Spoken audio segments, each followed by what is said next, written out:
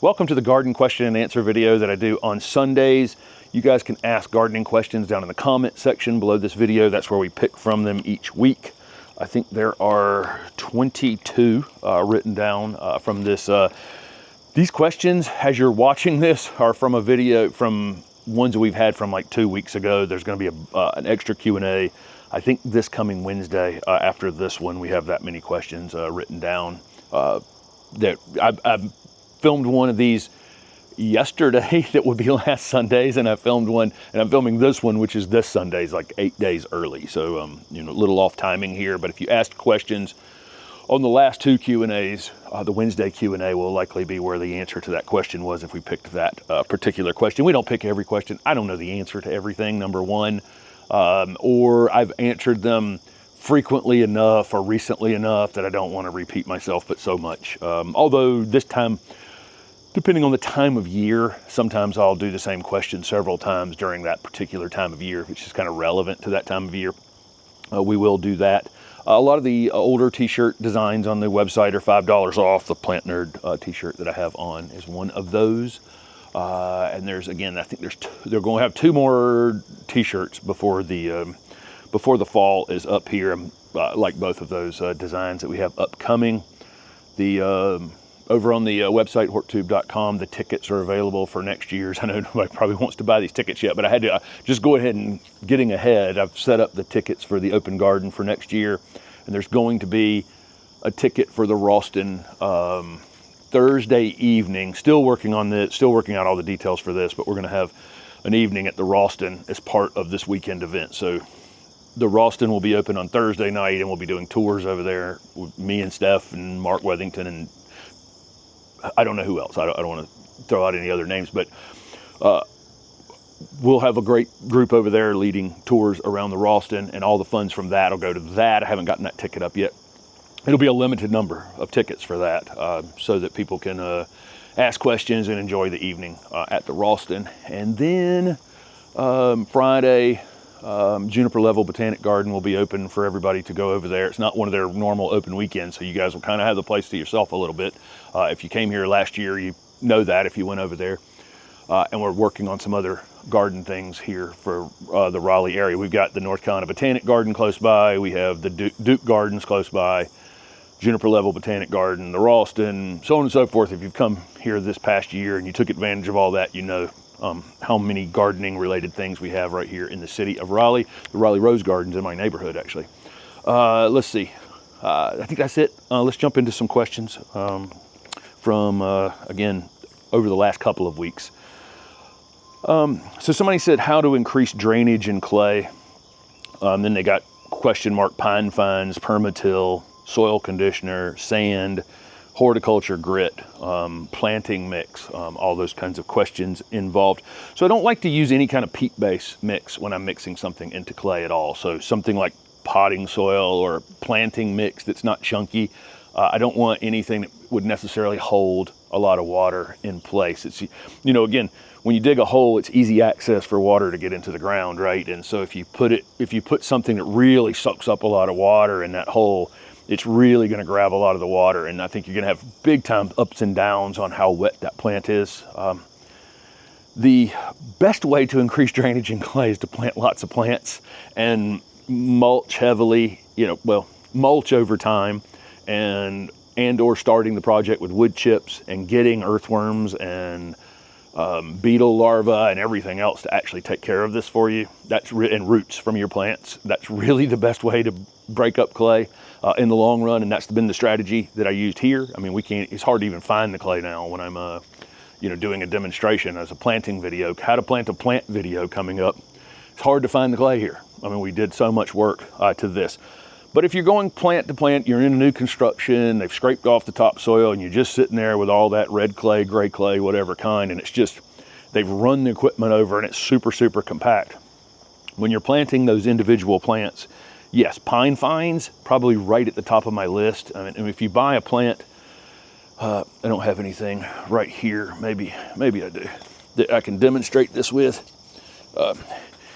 Here's a perennial, and in this pot is little pieces of pine bark. right there. So, you know, even in this little quart pot, it's a pine bark mix. You'll see that in most of the plants that you buy to plant. It might be some peat-based mix or some kind of pine bark mix. Pine bark works really well for keeping clay from recompacting. Permatil definitely works. The only time I use Permatil, which is like expanded slate, Permatil is not available everywhere, so I generally say expanded slate. Expanded slate is expanded slate, you know, but here in North Carolina, we get a product called Permatil, and some of the states around us have it as well in the garden centers. Not inexpensive, but the only time I use it is for something that needs like permanent drainage. Like it cannot be wet in future winters. And so, oh, I've got this. This is our native agave here, Virginia agave. When this goes in the ground, this needs really sharp drainage. And so it's actually got some new growth in the middle of it. Kind of excited about that. But this is our native to the southeast United States agave, and that needs sharp drainage in the future. It can't sit in my clay soil or clay-based soil and be wet during the winter time. That will get planted with Permatil. So those are the kinds of things, agave, agapanthus. You know, if I was planting something that, again, South African natives, Southwest United States natives, and, you know, various Mediterranean plants maybe, I would mix Permatil in. I would spend the extra money to do the Permatil. And then soil conditioner, question mark. Generally speaking, a lot of soil conditioners contain pine bark, so that would be fine for me. You know, I think that would be okay. I do not mix sand in with clay. You may change the chemistry in some way that you don't really know how you're changing the chemistry of it, so be careful with mixing sand in, or any recommendation on mixing sand into clay. You're unlikely to get that correct. You know what I mean? There probably is some sort of mixture you could use that would create some sort of better drained soil, better conditions, but you know, the type of sand, the chemistry that's in that sand, you know, what nutrients are in it, the size, the sharp, you know, the size of the actual, you know, grit on it. There's a lot of factors that go into that I don't think there's probably more likely to get that wrong than right. So I'm not going to do that. And then this person said horticultural grit, which again, it's not expanded slate, but it's some sort of Chapel Hill gravel was what we would call it here. I used to make paths out of, which is kind of a grit clay-like, a clay-like grit that we can use as well, but I wouldn't mix that into the clay either. So if you can find pine fines or Permatil, those are probably going to be, or expanded slate, those are probably going to be your best choices. Again, at the end of the day, though, it's about getting from the damage that was caused from the original construction and just the fact that it's just the clay sitting on top of the ground, which would not have been its normal condition. I mean, this is all clay back here in this woodland back here, but you'd have to dig down a little bit to find it. The leaves and debris and everything been dropping back there for a long time. So it's down there. So it's an unnatural state to just have it all scraped off and be red clay or whatever. You got to get the ground covered back up again. The long-term solution is plant roots and organic material, and then life in that soil. Okay, how did we attach our Fathedra to the house? I actually just have a screw into the wall over there, and then I use a zip tie on it to attach it to the wall over there. Hopefully I can get the camera up close and you're seeing that right now, but really nothing fancy. I'll come back and cut that zip tie off at some point and put a new one on it so it doesn't hurt the plant in any way. I should have had it staked up there beforehand, but we had the house, the siding redone on the house 2 falls ago, and so I took it completely off the wall and then never really reattached it until recently over there, and it's about to bloom. I can see the flowers about to open on the Fathedra over there. Let's see. This person has a sterile Rose of Sharon. They bought one of them that was supposed to be sterile. That's 3 years old. Now it has tons of seedlings everywhere. Did the Rose of Sharon from the drainage ditch nearby pollinate it? Should they remove the seedlings? I would definitely remove the seedlings. And yes, likely one nearby pollinated it. So there is real sterility in plants. We can make male plants that don't produce pollen. Some of the hybrid crosses, create actual sterility in plants where there's the plant's just they don't have functional parts to work properly at all. So there are, in fact, sterile plants, but a lot of things, we're confusing low seed count or we haven't observed a seed on it with sterility. Those two things are not the same. They're not the same at all. So if you're releasing the new plant out into the world, you shouldn't be calling it, and you don't, it doesn't have actual sterility built into it. You know, from either a design feature where, you know, this was in the breeding, then we really should be just calling it low seed count or, you know, shy to seed. I don't know, whatever we should be calling them. But there are plants out there, you know, sometimes we get a variegated plant or a gold sport on something and then it just doesn't flower. You know, it just doesn't flower, but that doesn't mean it's sterile. If it ever threw flowers, those flowers would not be sterile. It just hasn't flowered, right? But I mean, that doesn't mean that if that plant, you know, when plants go under stress, my red bud up here has, I don't know how many seeds are up there. It's in the pea family, so they're little pea pods, and there's probably 3 or more seeds in each of those pods, and I'm looking at thousands of seed pods up there. That plant's under stress. It's been a limb at the time. It's been dying for a couple of years over there, and so it's producing a lot of seed. So if a plant goes under stress, sometimes even a plant that, you know, hasn't flowered before might, you know, figure out a way to break through that. And so, you know, I don't know that the companies are necessarily calling them sterile. I think sometimes we're taking that, you know, we're just using a word improperly. There are sterile plants out in the world.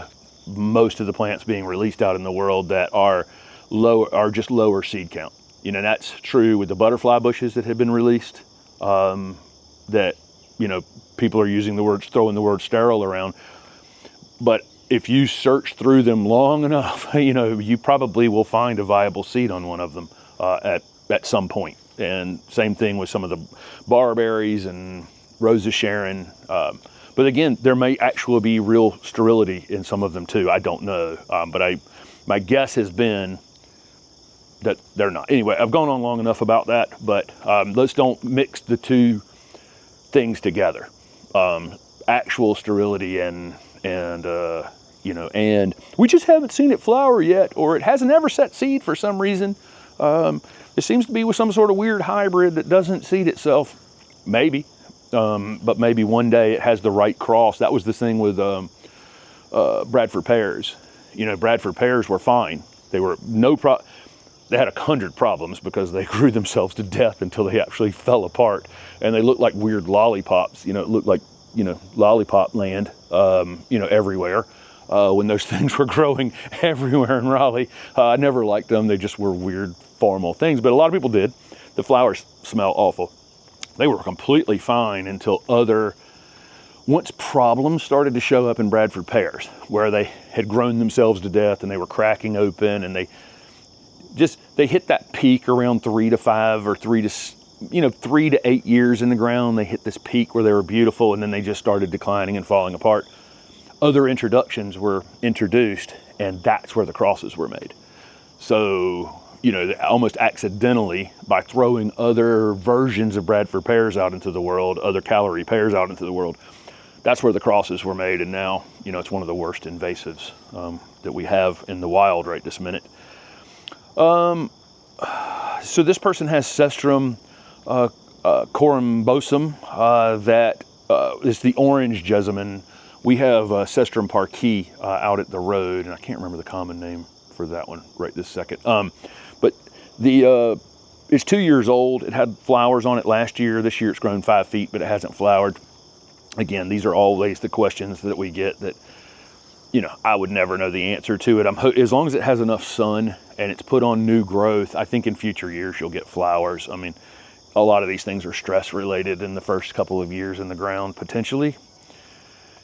Number 6, is trench edging the best way to combat Bermuda? So if you have a Bermuda lawn and then you have bed space, you know, what is the actual best way to create that division where that Bermuda grass isn't invading that bed? I think some people will use, you know, concrete, you know, edging around the edge. You can't have gaps in it. You absolutely can't have gaps in it because it'll just go right through the gaps in the concrete. It also has the potential to go under the concrete. You know, Bermuda roots very deep down in the ground. It's good at actually breaking up things like clay soil over time, I would think. You know, a little bit each year, it's probably breaking further down into that clay soil. But it has the potential to even go under borders. So it's really, really hard to garden with Bermuda. I made a video last year, is this the worst weed? You know, and it was Bermuda grass. So it's very difficult. I understand people using it. It's resilient. If you have dogs and young children, or you play golf, or mad respect for Bermuda's ability to take over the world and the hybridization that we've done to it. We've made it, you know, amazingly resilient to pretty much anything, to foot traffic and all kinds of things, and golf clubs. But in order to maintain beds, I think, yes, I like the trench edge, which is just creating some sort of trench at the edge of the lawn. And then if you have Bermuda grass, I would not, so in our paths out here, which are wood chip paths, I think there's a wood chip path question coming up. We let our annuals and perennials and other things kind of come out on the paths a little bit, so it softens the edge of the path, so the paths aren't just rigid. You know, I like things out on the paths just a little bit, not taking over the path, but just to soften the edge of the paths. I don't think you can do that with Bermuda grass. You can't let things just kind of come over into it, because the Bermuda grass will get up in there enough and start growing up and through your plants. You need to maintain not only the trench edge, but probably about a foot of space, almost a defensible space between your plants and that Bermuda grass beyond the trench edge. So I think that's probably the best overall way to do it. And then at least you can go on a vacation and not have the Bermuda grass already up in the bed when you get back. I don't know. It's tough to garden with. Mulch in garden beds or wood chips only for paths. Okay, so when I started the project, we put the wood chips down everywhere, and we have over here in the native garden too. I typically more like to start the project with that and then use them as foot trails after that. You can use it as your regular mulch, just I wouldn't do it crazy deep. It does. So the wood that's in those wood chips will require some nitrogen to break down. It re-releases the nitrogen later. I've talked about this being kind of an overblown internet thing where, it's gonna lock up all your nitrogen. Your plants are gonna be yellow. It's somewhat true that it requires some nitrogen. Typically around shrubs and trees doesn't seem to have a real negative impact to them. Your perennial plants and your annuals, your vegetables, I'm definitely not going to have a potential slight nitrogen deficiency in those plants during the growing season, because I have such a short season with them. So the only places I would mulch with it, if it were mine, would be established trees, shrubs, and then just do a thin normal coat of mulch like you normally would, and I don't think it'll hurt anything. So yes, you can use them, but I wouldn't use them for my perennial borders or my, we do use them in the vegetable garden to make paths in between, but I don't mulch the actual vegetables. So anyway, that's my thoughts on that. But it's more for me for building new beds, and I love it at these garden paths. I mean, there's always moisture under the garden paths back here. So even during extremely dry times, the plants that have been smart enough to root under these trails a little bit have ongoing water. Okay. Can Amaryllis bulbs be planted outside 8A, North Carolina? Where's the best location in relation to garden structures and large boulders? So I don't know anything about your garden design at all, about your location around your garden, but definitely, they need half a day's sun or more. We've got ours over here in kind of a part shade space, and had several of them bloom maybe a month and a half ago or so out here in the garden. If you were here for the open garden, we were weirdly planting all of our Amaryllis over there that we have left over from Christmas. And then we were down at Dr. Armitage's, and you see them here and there in the garden. I was like, well, that's much better than having them all in one spot. So we've now started planting them in various spots around the garden. So we buy the Amaryllis bulbs at Christmas, enjoy them inside, let them die back. in the spring or early summer, and then we put them in the ground and they come back out and bloom for us here in the Raleigh garden. But yeah, you absolutely can. You need good drainage. So I don't know anything about these structures and boulders and all that kind of stuff, but you do need decent drainage. You don't want them in a wet space. There are some exceptions to that bulbs that will take much, much wetter areas. Okay, number 9, 7B, North Carolina, along roadways, trees with webbing. Should we treat for this? So you get those, webworms this time of year, the tent caterpillars, all along the highway, and those caterpillars will come out and they'll take a lot of leaves off those trees, but it's the very end of the season. That tree's had all year long to make food for itself. Generally speaking, these things don't kill the plants. There is a possibility, that things could be killed. And sometimes those caterpillars, if they're up high in something, they'll drop off, and the thing they drop onto, in your garden, could potentially really be ravaged pretty quickly by them, because they'll literally eat anything while they're doing, in the caterpillar stage. They see it and it's green, they just eat it. And so I've had things damaged below those things, but most of the trees are capable of handling this. Again, especially late season, they've been able to produce food all season long. I'm not going to spray these kinds of things. If I had something out here, that was one of my treasured plants, and I had them on there, you can just pick some portion of them off without killing them all, or you know what I mean. You don't have to spray to deal with this. You could probably just use a rake and rake half of them out of it. They had some on a weeping cherry last year, and the tree is dead. Could they have killed the tree? Yeah, I guess it's within the realm of possibility.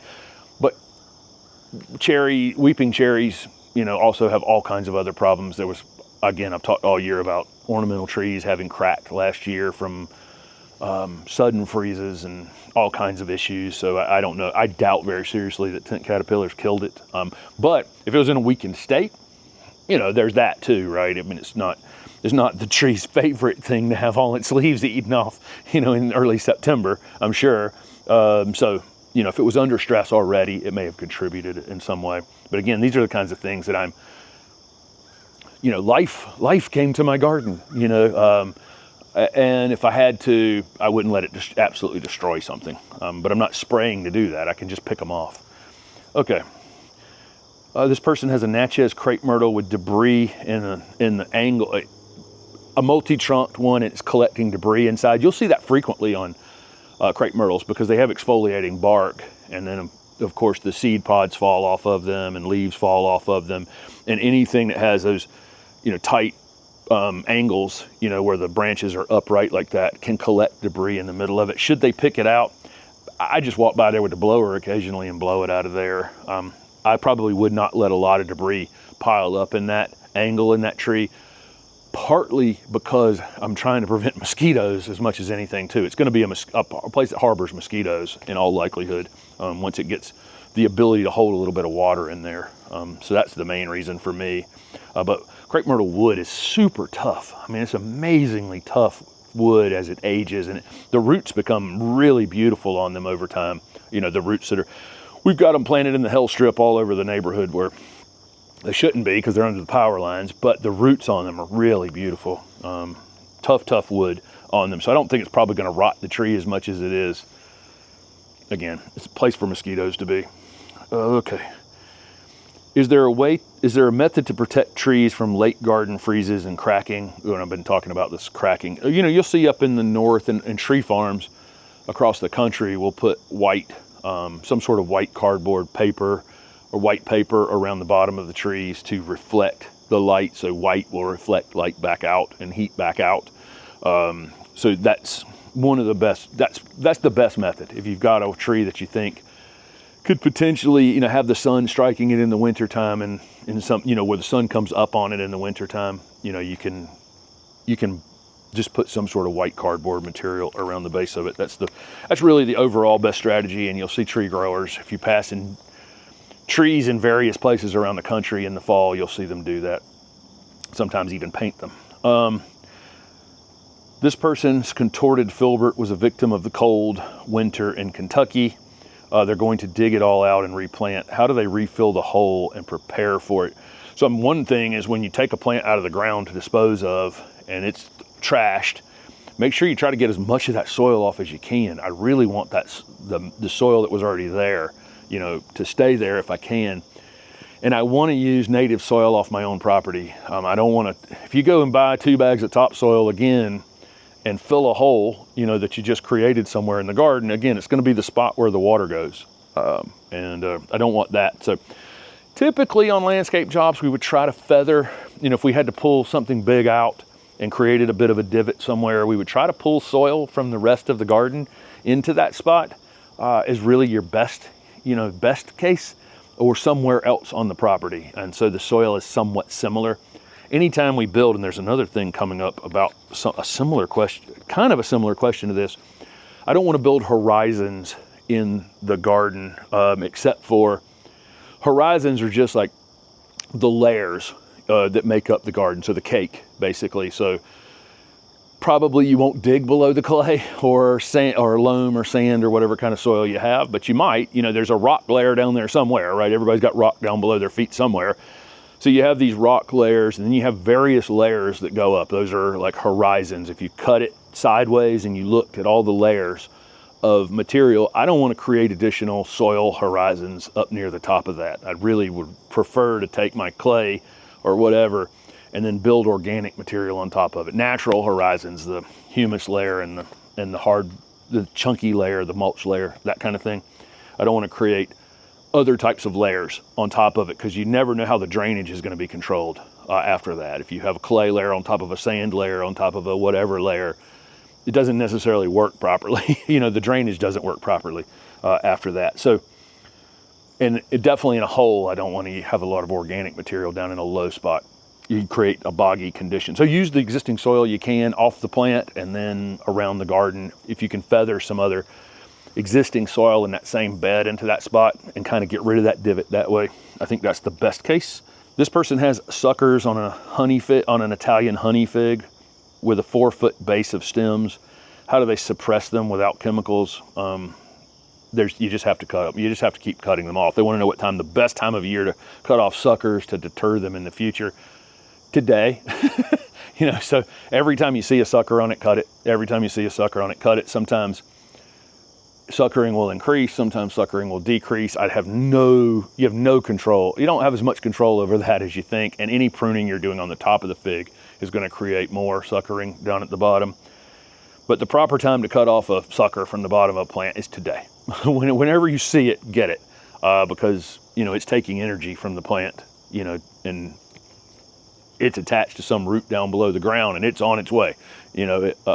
So I don't want that energy to be used. So the best time of year, best time to cut off a sucker from the base of any tree or plant thing that you're tree forming is today.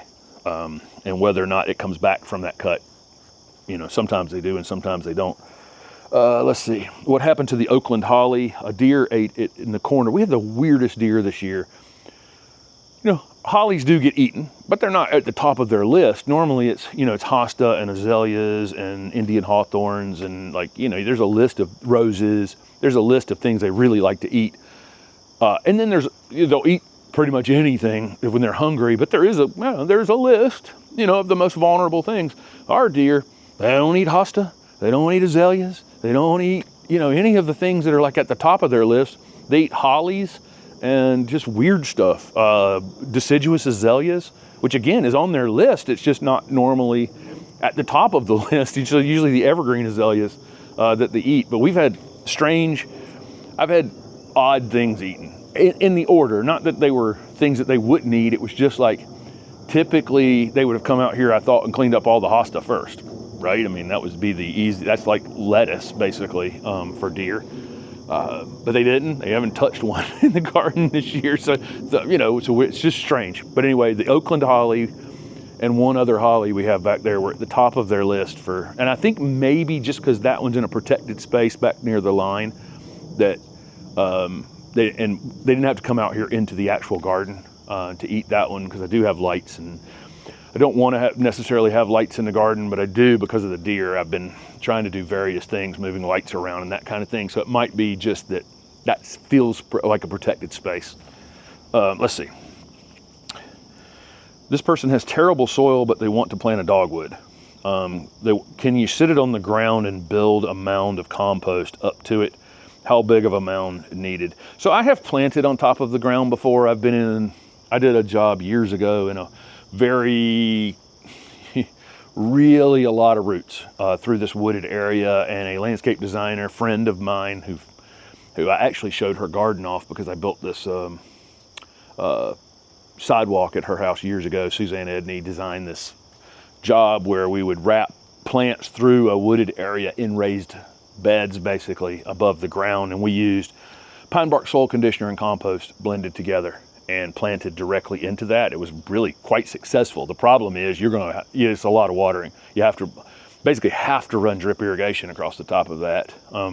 Otherwise, you're literally still kind of growing in a pot above the ground. It was pretty effective. I have no idea about a dogwood, doing that. These were shrubs, shrubs and perennials planted in a wooded space where there was a lot of root competition.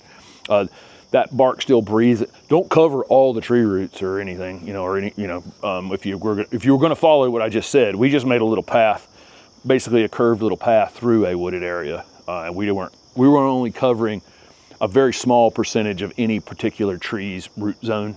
And it was a mix that had a lot of air in it. So hopefully those roots from those trees can come up in it as well. So anyway, be careful with don't do the whole wooded area, of the trees and that kind of thing.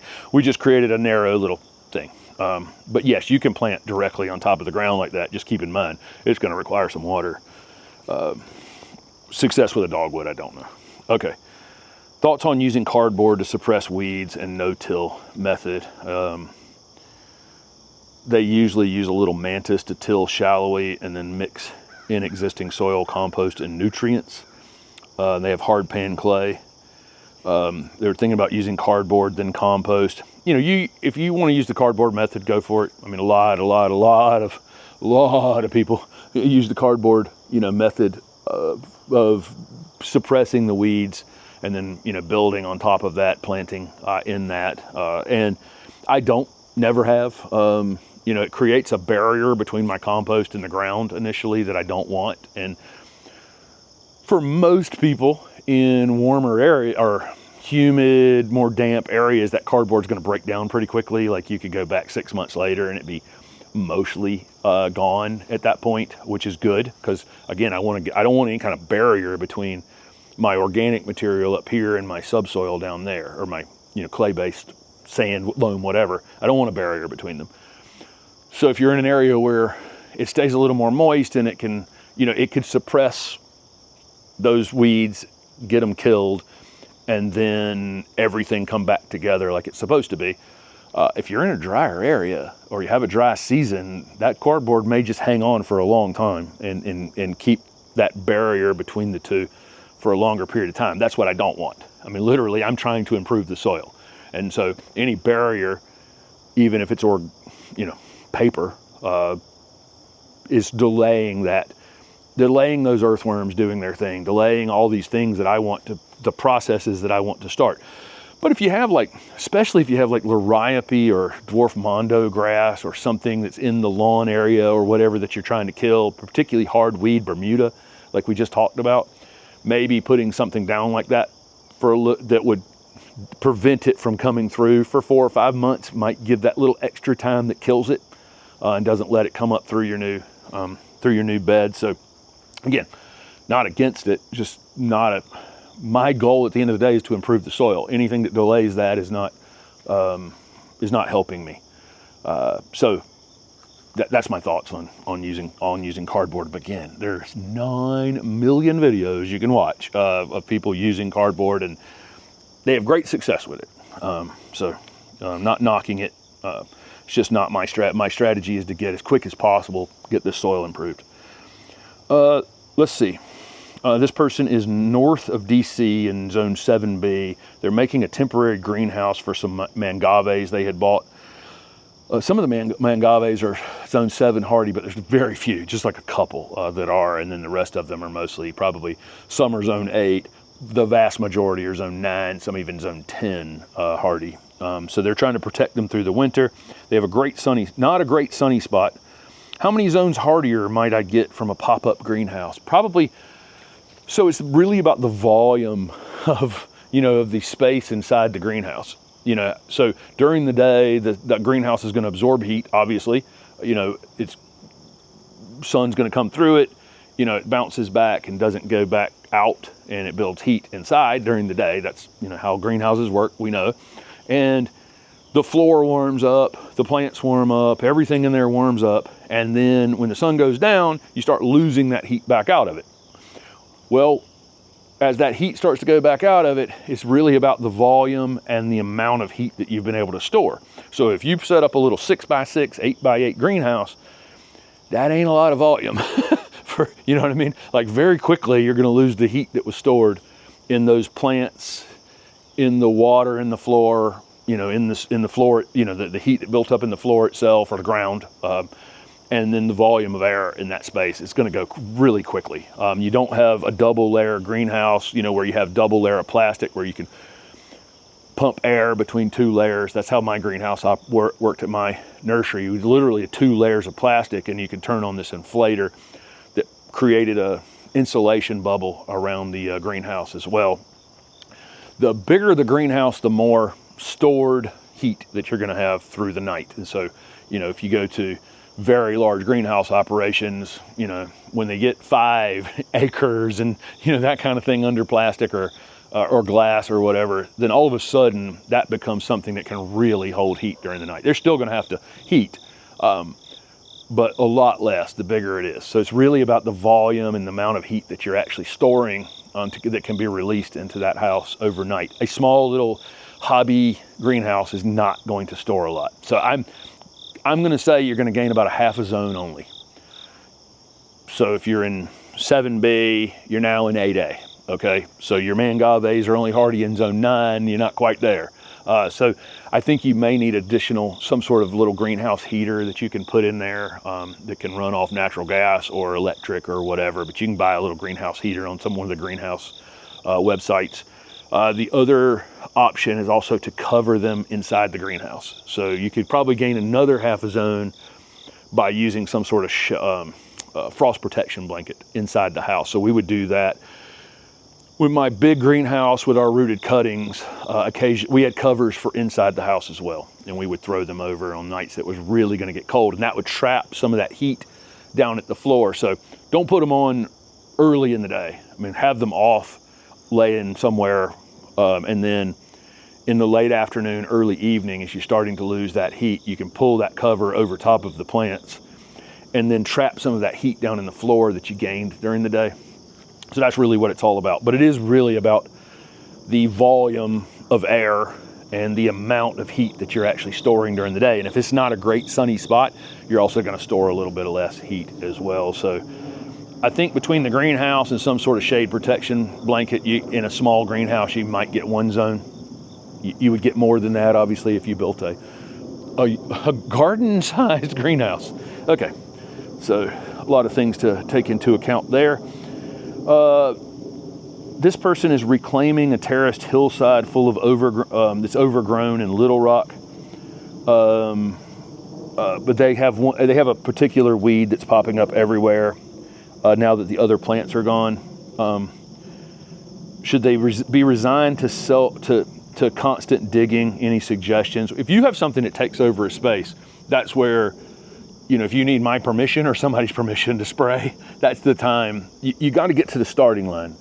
And so, nobody wants to talk about, spraying anything, but if you can't get to the starting line, if I had a garden full of ivy, which is, back here behind me, beyond this space right here, if I was going to start gardening back there, it's covered in ivy.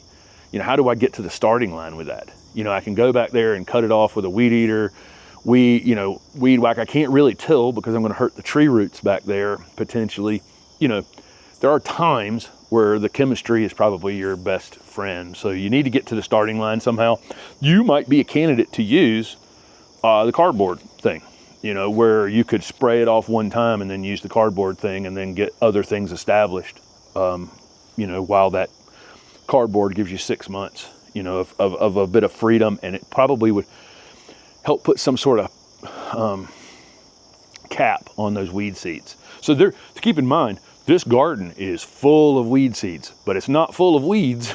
And the reason it's not full of weeds, despite all the weed seeds, is because they're buried. They don't have light. They don't have the ability to come up. So as long as I keep this mulch cap out here, you know, I'm preventing a lot. But if you took a spoonful of soil from down there below and examined it, it's going to be, a lot of that soil is actually weed seeds and other things, bacteria and all kinds of things that live in our soils, organic material that lives in, you know, that's in our soils, but a lot of it's weed seed.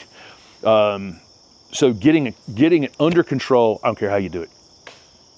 Weed eat it off and cover it in cardboard, weed eat it off and whatever, spray it, I don't care, doesn't matter. But get to the starting line and then get a cap on it as quick as possible. Cardboard, mulch, wood chips, whatever, and get the light off of the seed on that weed. Okay.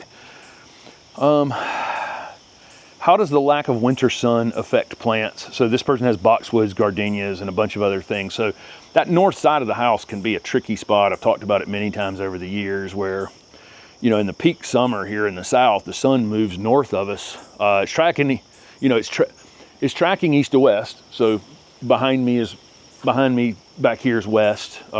This is north over here. In the summertime, it's tracking on the north side of the house. It's going east to west this way, and it's on that side of the house. The vegetable garden over here is in absolute full sun. That native garden over there is in absolute full sun.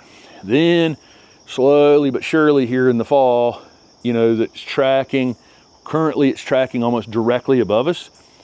In a month and a half, 2 months, it's going to be tracking well over here into the south. And so this wall over here on the side of my porch is getting sun during the summertime, and then in the winter it doesn't see the light, you know, the entire winter. So there can be tricky spots like that in your garden. I've mentioned in the past to lean on some native plants in those conditions. Things like boxwoods. Boxwoods are actually understory plants typically in the wild. There's lots of species all over the globe, bunch of species in Cuba.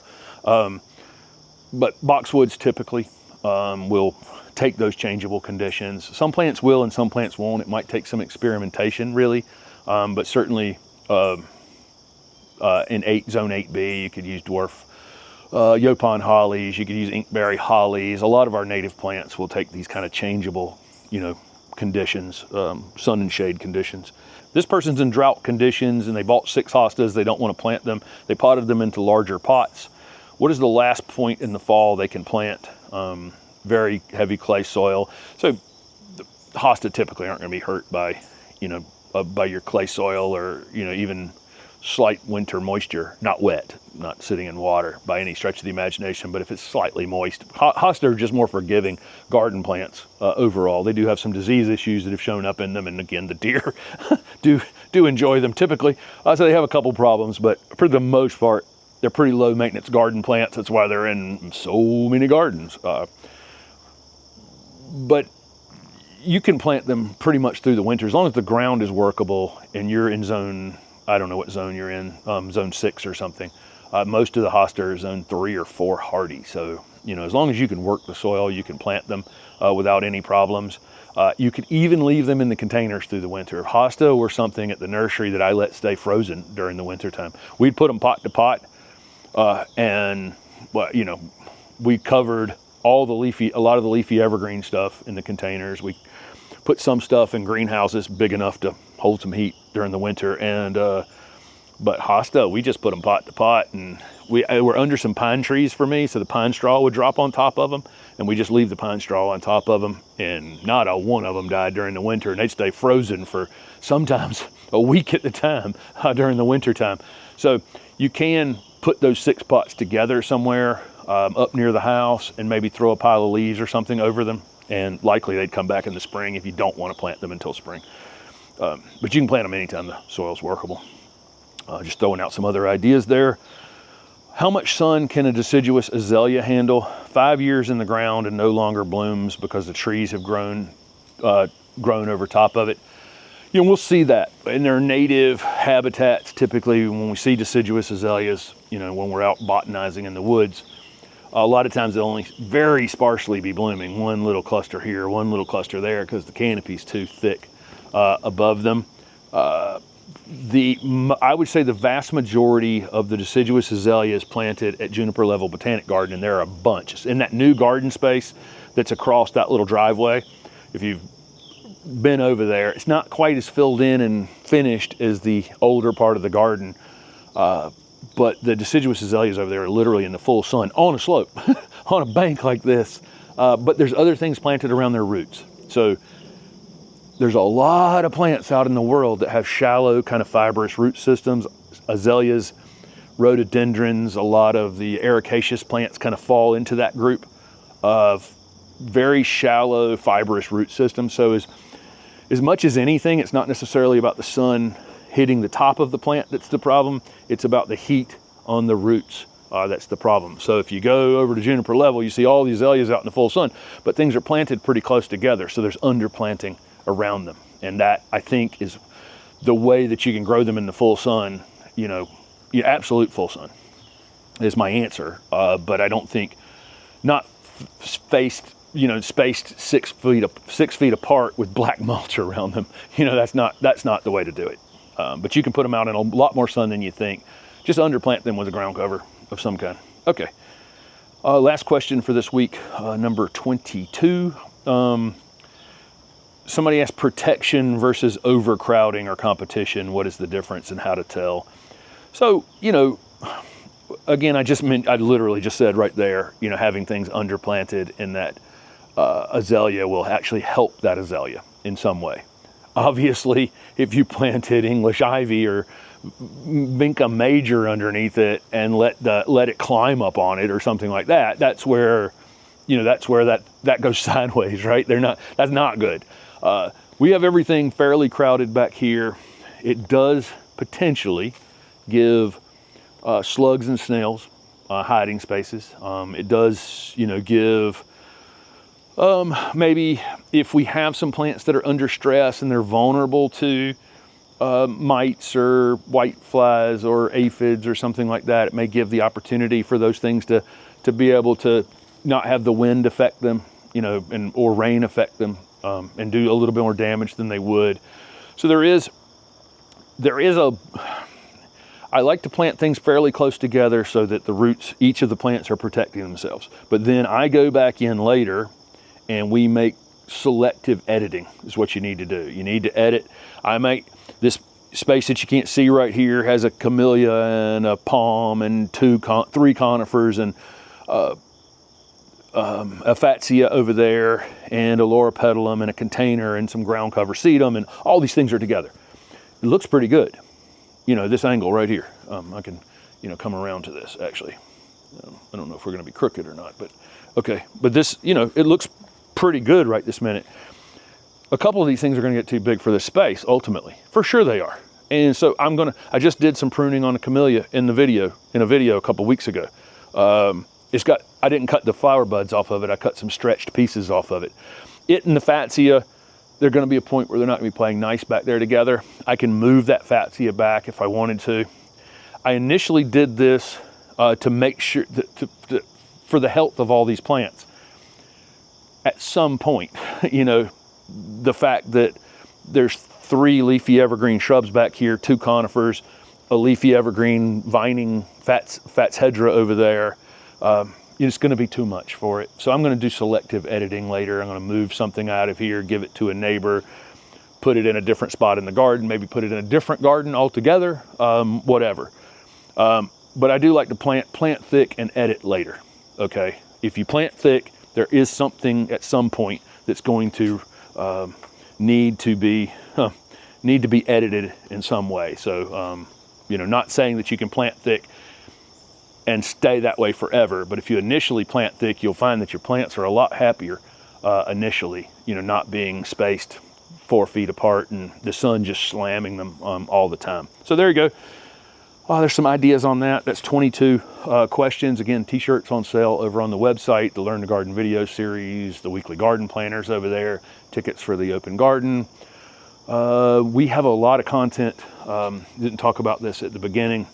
There's still a lot of content from Europe. You will have seen the video with Core from Esveld Nursery in Boskop, which is one of the most amazing nurseries on planet Earth. 7,000 plants they grow. 11,000 in their online catalog, because 4,000 other varieties that other growers in Boscop grow for them. 800 different Japanese maples at any given time.